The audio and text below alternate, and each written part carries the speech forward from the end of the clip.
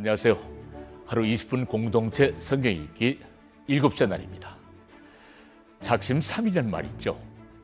새해 계획과 함께 성경 읽기 시작하신 분들 많으실 텐데요. 저희와 함께 창세기 잘 읽고 계신가요? 하나님이 나에게 주는 말씀에 집중하며 성경을 읽다 보면 하루, 이틀, 사흘, 하루하루가 쌓여 일주일이 되고 또 한 달이 되고 1년이 될 수가 있습니다. 아브라함 사건 중 가장 중요한 부분을 꼽으라고 한다면 오늘 본문이 아닐까 싶은데요. 드디어 사라가 이삭을 낳았습니다. 하나님께서 약속하신 그 아들입니다. 하나님의 약속은 반드시 이루어진다는 것을 보여주는 사건으로 불가능을 가능으로, 비웃음을 환희와 감격의 웃음으로 바꿔주셨습니다.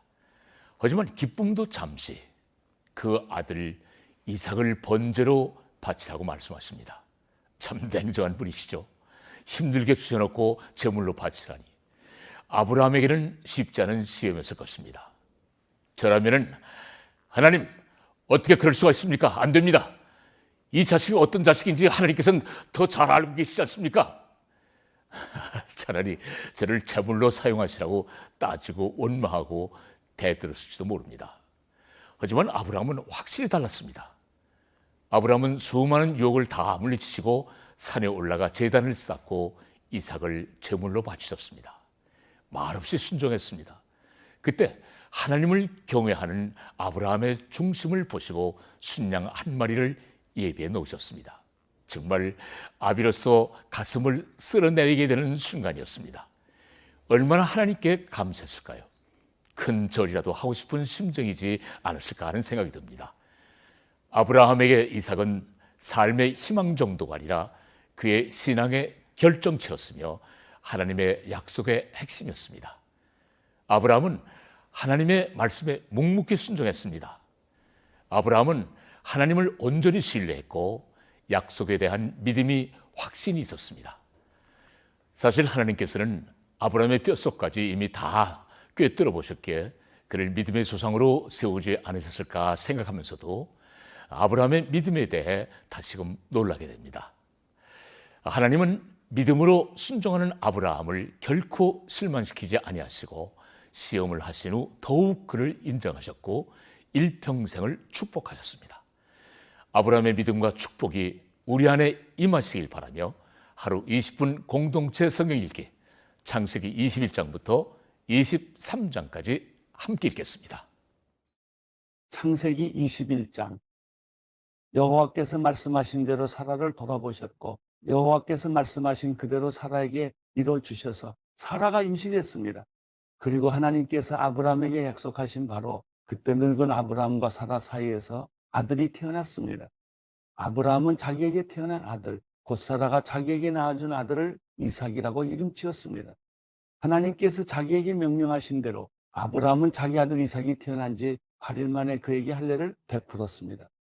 아들 이삭이 태어났을 때 아브라함의 나이는 100세였습니다. 사라가 말했습니다. 하나님께서 나로 웃게 하시니 이 소식을 듣는 사람이 다 나와 함께 웃을 것이다. 그녀가 말했습니다. 사라가 자식들에게 젖을 먹일 것이라고 누가 아브라함에게 말할 수 있었겠는가? 그러나 내가 늙은 아브라함에게 아들을 낳아 주었도다. 그 아이가 자라 젖을 뗐습니다. 이삭이 젖대던 날 아브라함은 큰 잔치를 베풀었습니다. 그런데 사라가 보니 아브라함과 이집트 여인 하갈 사이에서 태어난 아들이 이삭을 놀리고 있었습니다. 사라가 아브라함에게 말했습니다. 저 여종과 그 아들을 내쫓아버리세요. 저 여종의 아들은 결코 제 아들 이삭과 함께 상속을 받을 수 없습니다. 아브라함은 그 아들도 자기 아들이기 때문에 무척 괴로웠습니다. 하나님께서 아브라함에게 말씀하셨습니다. 그 아이와 내 여종에 대해 괴로워하지 마라. 사라가 내게 뭐라고 하든 그 말을 들어라. 이삭을 통해 난 사람이라야 내 자손이라고 불릴 것이다. 그러나 내가 내 여종의 아들도 한 나라를 이루게 하겠다. 그 또한 내 자손이기 때문이다. 다음 날 아침 일찍 아브라함은 음식과 물이 담긴 가죽 부대를 가져다 하갈의 어깨에 메어주고 아이와 함께 떠나보냈습니다. 그녀는 길을 떠나 브에셋과 광야에서 방황했습니다. 가죽 부대의 물이 다 떨어지자 하갈은 아이를 덤불 아래 두고 화살이 날아갈 거리만큼 떨어진 곳에 가서 마주보고 주저앉았습니다. 그녀는 이 아이가 죽는 것을 차마 지켜볼 수가 없구나라고 말하며 아이를 마주보고 앉아 큰 소리로 울었습니다. 하나님께서 그 아이가 우는 소리를 들으셨습니다. 하나님의 천사가 하늘에서 하갈을 불러 말했습니다. 하갈아, 내게 무슨 일이 있느냐? 하나님께서 저기 있는 아이의 소리를 들으셨으니 두려워하지 마라. 이제 일어나 가서 저 아이를 일으켜 그 손을 잡아라. 내가 고로 큰 나라를 이루게 하겠다. 하나님께서 하갈의 눈을 밝게 하시니 그녀가 샘 하나를 발견했습니다. 그녀가 가서 가죽 부대의 물을 채워 아이에게 마시게 했습니다. 하나님께서 그 아이와 함께 계시는 가운데 그는 자라났습니다. 그는 광야에서 살면서 활 쏘는 사람이 됐습니다. 그는 파란 광야에서 살았습니다. 그의 어머니가 그를 위해 이집트 여자를 그의 아내로 맞아들였습니다. 그때 아비멜렉과 그의 군대 사령관 비골이 아브라함에게 말했습니다. 그대가 하는 모든 일이 하나님께서 그대와 함께 하십니다. 그러니 그대가 이제 나나 내 자식이나 내 자손들을 속이지 않겠다고 여기 하나님 앞에서 내게 맹세하십시오. 내가 그대에게 친절을 베푼 것처럼 그대도 내게 또 그대가 이방 사람으로 살고 있는 이 땅에 호의를 베푸시기 바랍니다. 아브라함이 말했습니다. 제가 맹세합니다. 그러고 나서 아브라함은 아비멜렉의 종들이 빼앗은 우물에 대해 항의했습니다. 그러자 아비멜렉이 말했습니다. 누가 이렇게 했는지 나는 모릅니다. 당신도 내게 이 일에 대해 지금까지 말해주지 않았습니다. 나는 어느 날 비로소 이 일에 대해 들었습니다. 아브라함이 양과 소를 가져다가 아비멜렉에게 주고 그 두 사람이 언약을 맺었습니다. 아브라함이 새끼 암양 7마리를 따로 떼어 놓았습니다. 아비멜렉이 아브라함에게 물었습니다. 당신은 왜 새끼 암양 7마리를 따로 놓았습니까? 아브라함이 대답했습니다.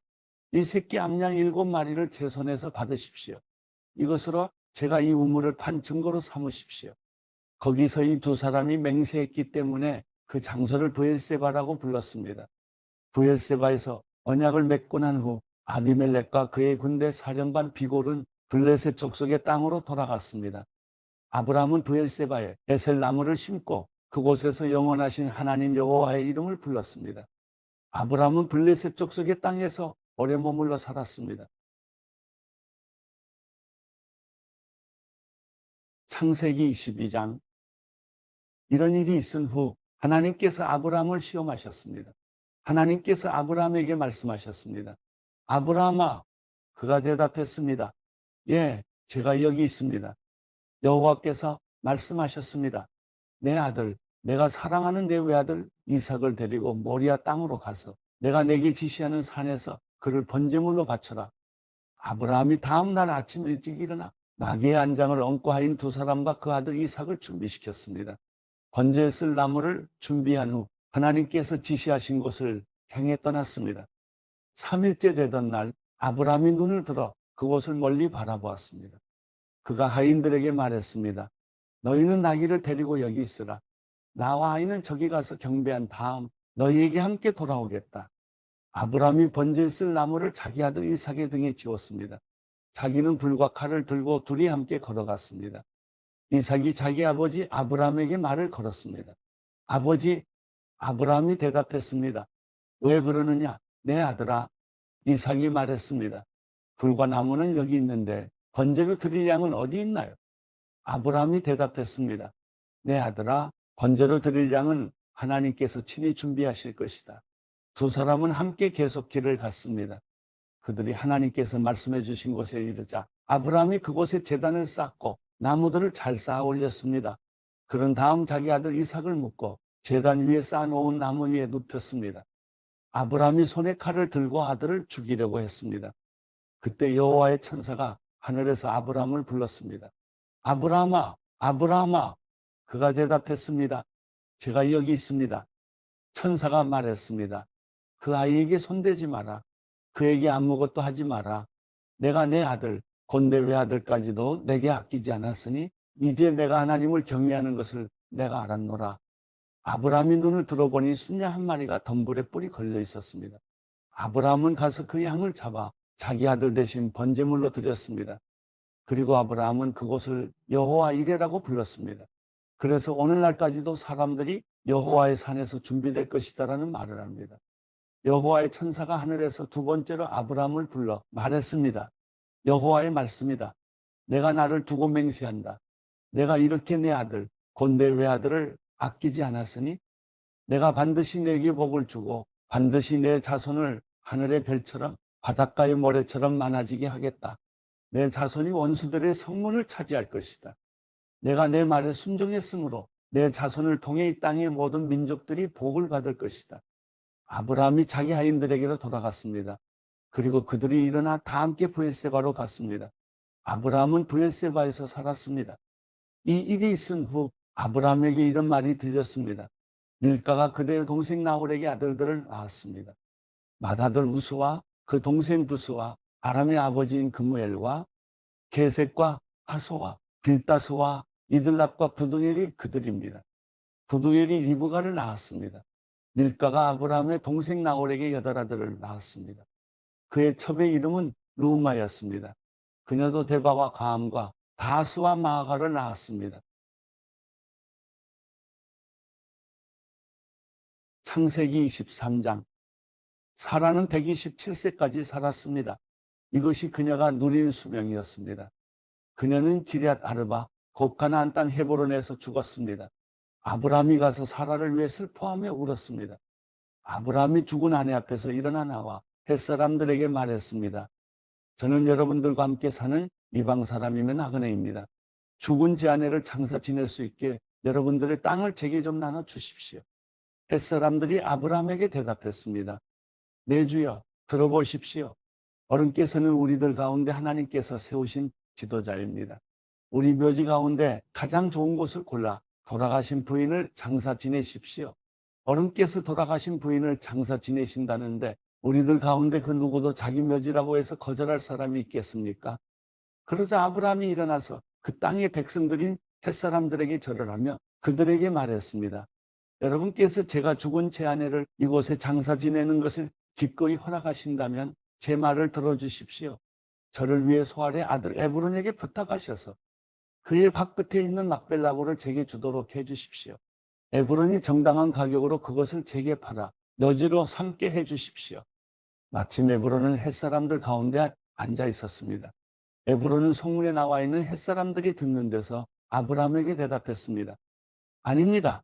내 주여, 제 말 좀 들어보십시오. 제가 그 밭을 어른께 드리고 그 밭에 있는 굴도 드리겠습니다.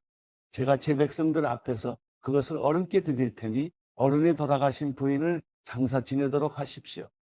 아브라함이 그 땅의 백성들 앞에서 절을 했습니다. 그리고 그 땅의 백성들이 듣는 데서 에브론에게 말했습니다. 만약 당신이 그렇게 하고자 하신다면 제 말을 들으십시오. 제가 그 밭에 값을 치를 테니 제게서 그 값을 받으시고 제 죽은 아내를 거기에 장사 지내게 해주십시오. 에브론이 아브라함에게 대답해 말했습니다. 내 주여, 들어보십시오. 그 땅은 은 400세겔이 나가지만 저와 어른 사이에 그런 게 무슨 소용입니까? 그냥 어른의 돌아가신 부인을 장사하십시오. 아브라함은 에브론의 말에 따라 에브론이 햇사람들이 듣는 데서 말한 밭값으로 상인들 사이에서 통용되는 무게로 은 400세겔을 달아주었습니다. 그래서 마므레 근처 막벨라에 있는 에브론의 밭, 곧 그 밭에 있는 굴과 그 밭의 경계선 안에 있는 모든 나무가 성문에 있는 모든 햇사람들이 보는 앞에서 아브라함의 소유가 됐습니다. 그 후에 아브라함이 가나안 땅 마므레 곧 헤브론 앞 막벨라 밭의 굴에 자기 아내 사라를 장사 지냈습니다. 이렇게 해서 그 밭과 그 밭에 딸린 굴이 햇사람들에게서 아브라함에게로 넘어가 그의 묘지가 됐습니다.